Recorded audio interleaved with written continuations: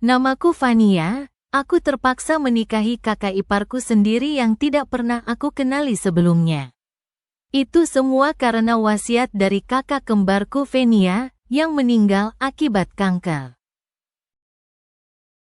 Cerita berawal ketika aku secara tiba-tiba menerima telepon dari kakak iparku yang mengatakan kakakku Fenia sakit parah dan kini sedang terbaring di rumah sakit dan ingin bertemu denganku. Mendengar itu aku bergegas menyiapkan diri lalu pergi menuju kota Yogyakarta, tempat tinggal kakakku. Sedangkan aku saat ini tinggal di Jakarta. Sejak orang tua kami meninggal saat kami masih kecil, lami terpisah. Aku diasuh oleh om dan tante di Jakarta, sedangkan kakakku di bawah pengasuhan nenek kami, di Yogyakarta. Kami tumbuh menjadi dua pribadi yang berbeda. Fenia menjadi seorang guru, ia tumbuh menjadi wanita anggun, dan keibuan, sedangkan aku adalah seniman sastra dan seni rupa. Aku mencintai kebebasan dalam hidup, sedangkan kakakku, ia layaknya wanita lain yang hidup dalam mimpi seorang puteri.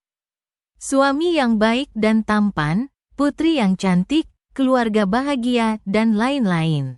Sedangkan aku menulis banyak kisah cinta tapi tak satu pun kisah yang aku percayai.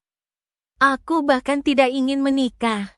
Aku pikir, siapa yang akan tahan hidup dengan seorang saja seumur hidupnya?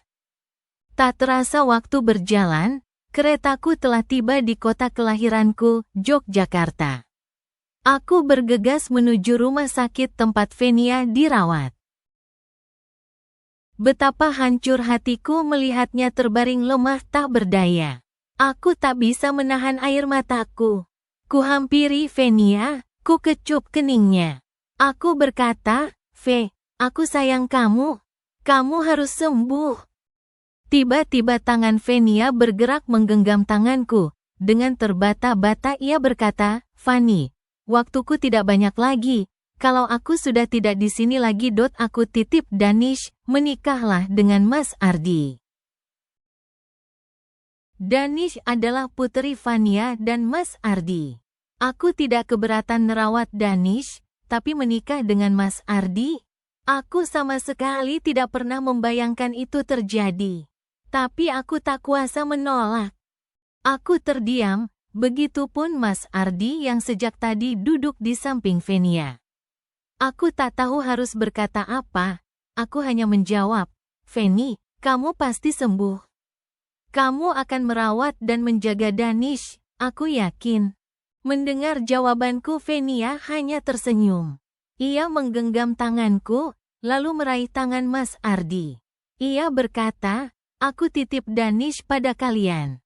Lalu matanya terpejam, mulutnya terkatup. Aku dan Mas Ardi kaget melihat Fenia seperti itu. Mas Ardi segera memanggil dokter. Dan aku berusaha membangunkan Fenia, ku goyah-goyahkan bahunya, ku panggil namanya tapi ia tak juga merespon.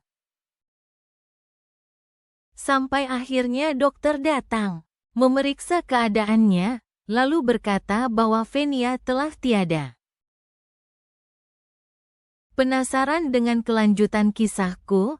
Apakah pernikahan itu akan terjadi? Apakah akan ada cinta di antara kami? Saksikan di episode selanjutnya. Jangan lupa like, subscribe dan tinggalkan komentar kalian.